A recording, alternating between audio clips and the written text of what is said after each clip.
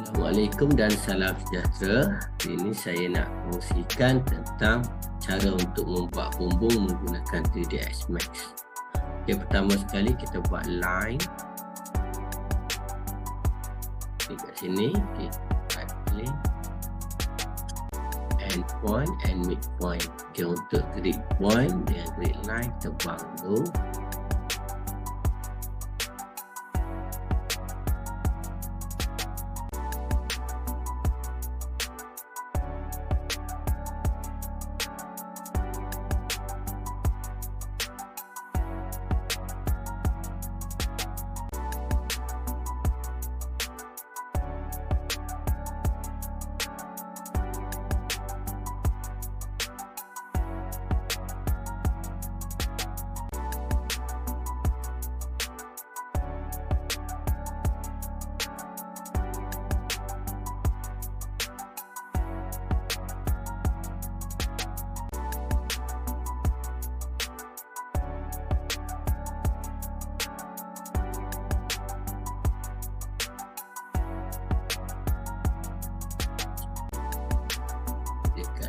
Angle and clip.